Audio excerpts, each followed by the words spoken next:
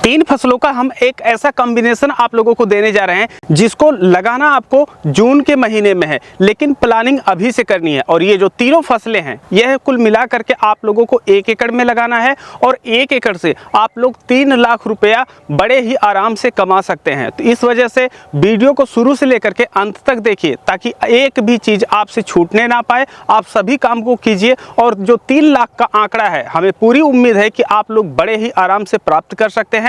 अगर 3 लाख नहीं प्राप्त होता है तो आपको घाटा हम किसी भी परिस्थिति में नहीं होने देंगे, क्योंकि यहाँ पर 2 लाख हर स्थिति में आपको मिलने ही मिलने वाला है, जिसमें आपका 1 लाख रुपए का शुद्ध प्रॉफिट भी रहेगा।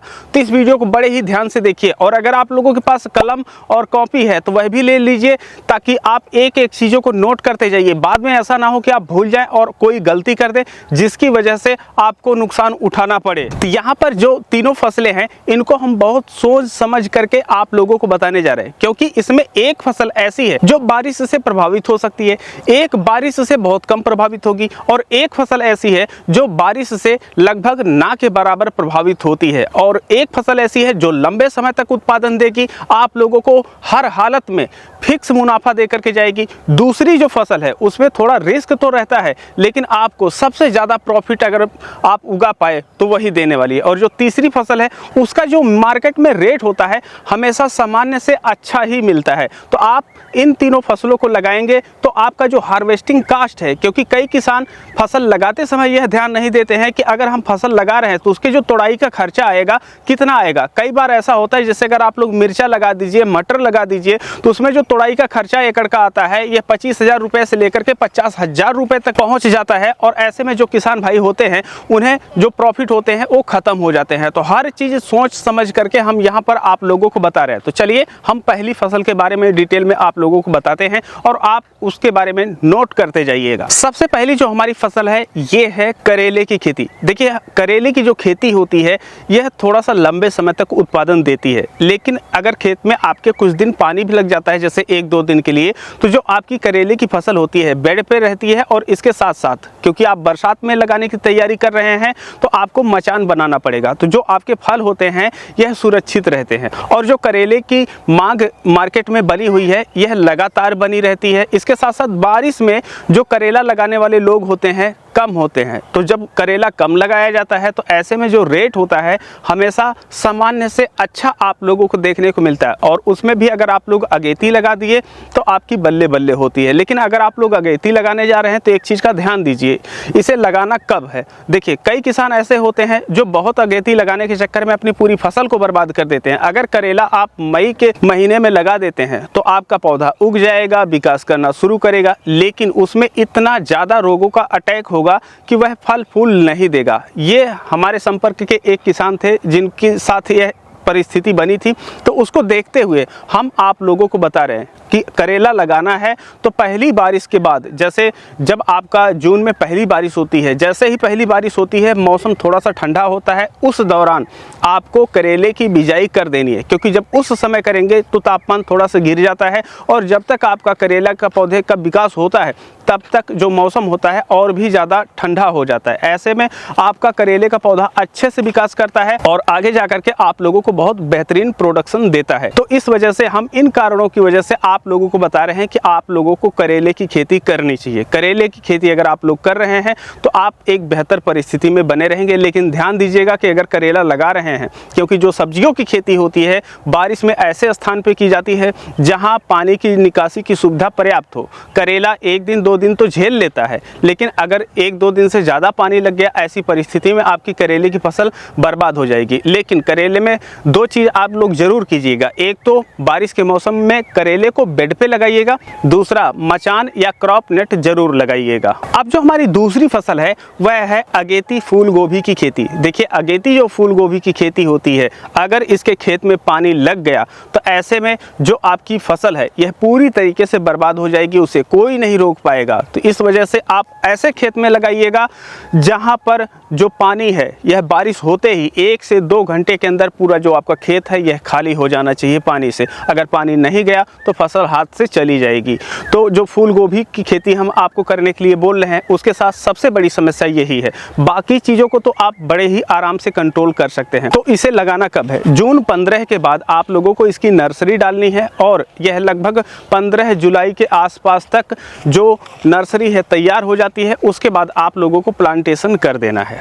अब जब आप लोग प्लांटेशन कर देते हैं तो जो फूल गोभी की अगेती वैरायटी होती है वह 60 से 70 दिन में तैयार होती है। तो ऐसे में अगर देखा जाए तो 15 अगस्त 15 सितंबर के लास्ट वीक में जाकर के आपका प्रोडक्शन होता है और उस समय जो फूल गोभी का आपको रेट मिलता है यह बहुत ही ज़्यादा बेहतरीन मिलता है। रेट हम यहाँ पर आपको बता दे रहे हैं, वही रेट मिलेगा। नहीं रेट मिलेगा तो बता दीजिएगा, मैं वीडियो डिलीट कर दूंगा। तो जो आप लोगों को रेट मिलेगा वह 40 रुपये से लेकर के 60 रुपये प्रति किलो के बीच में आपको उस दौरान रेट मिलेगा। क्योंकि फूल गोभी का जो रेट होता है यह नवंबर के बाद जब शादियों का सीजन खत्म हो जाता है तब जा करके फूल गोभी का जो रेट होता है अचानक से धड़ाम से गिर जाता है। 1 से 2 दिन के अंदर जो फूल गोभी आपकी 30 रुपये 40 रुपये बिक रही थी वही अचानक 10 रुपये 12 रुपये पे आ जाती है। तो ऐसी परिस्थिति है। तो अगर आप लोग फूल गोभी की खेती करने जा रहे हैं बरसात में तो एक चीज का ध्यान रखिए, अगर आप लोग बेड पे इसे लगाते हैं, जैसे आप लोग लगभग 2.5 फीट का बेड बनाइए, एक किनारे पे इधर एक किनारे पे इधर, वहां पर आप लोग पौधरोपण कर दीजिए और उसके बाद जो पानी थोड़ा बहुत लगेगा वह भी नालियों में चला जाएगा और नाली के माध्यम से एक मुख्य नाली कनेक्ट कर दीजिए। वहां से आप लोग पानी खींच करके बाहर बड़े आराम से कर सकते हैं।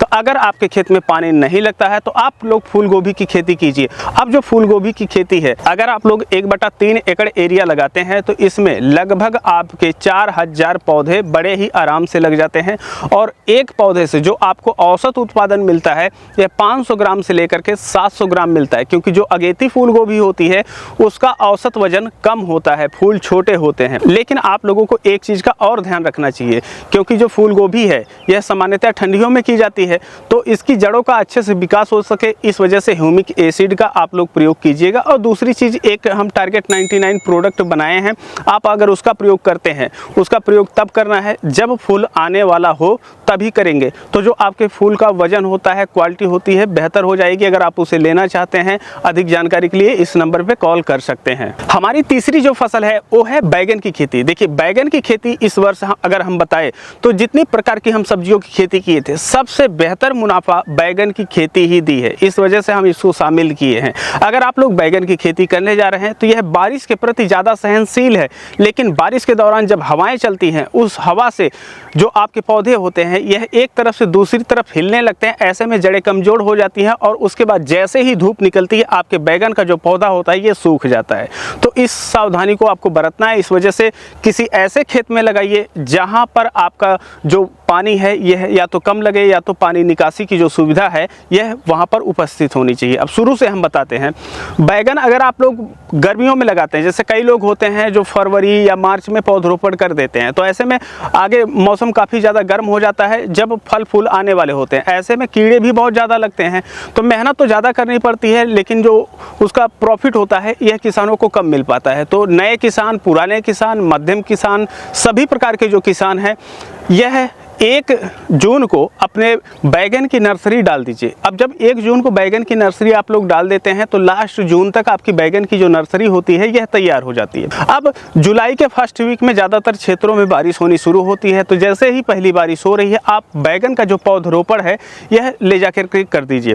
लेकिन जो बैगन का पौधरोपण मैं करता हूँ वह मैं 5x3 या 5x4 पे करता हूँ और एक जगह पर मैं 2 पौधे लगाता हूँ। तो अगर आप भी इस तरीके से करना चाहते हैं तो कर सकते हैं। मैं ऐसा क्यों करता हूं, देखिए जब 5 फीट की हम उसमें जगह दे देते हैं तो ऐसी परिस्थिति में जो पावर टिलर हमारा होता है उसकी सहायता से हम अंदर गुड़ाई कर पाते हैं, मिट्टी भुरभुरी हो जाती है, जड़ों का विकास अच्छे से होता है। जब खाद देते हैं तो पौधा उसको उठा करके अच्छे से विकास करके ज़्यादा उत्पादन देता है। तो ये हमारी स्ट्रेटजी होती है, क्योंकि बारिश के मौसम में जो खरपतवार होते हैं यह बहुत तेज़ी से विकास करते हैं। तो ऐसे में सबसे सटीक यही रह जाता है कि हम इतना गैप बना दें। और इसके साथ साथ ये जो गैप हम बनाते हैं, कई प्रकार के जो रोग होते हैं उनका अटैक भी हमारे पौधे पे कम देखने को मिलता है, क्योंकि एक दूसरे के साथ सटे नहीं होते हैं।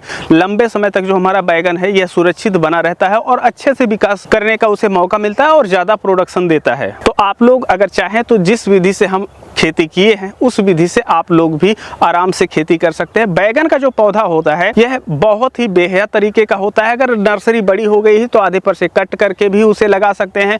बगैर जुते खेत में भी आप लोग इसे लगा सकते हैं। बाद में पावर टिलर की सहायता से जुताई कर सकते हैं। तो बैगन में आप लोगों को टेंशन लेने की जरूरत नहीं है। बैगन की फसल सामान्यतः 50 दिन के बाद प्रोडक्शन देना शुरू कर देती है, और जब प्रोडक्शन देना शुरू करती है तो यह लगभग 10 दिसंबर तक उत्तर भारत में लगातार उत्पादन देती है।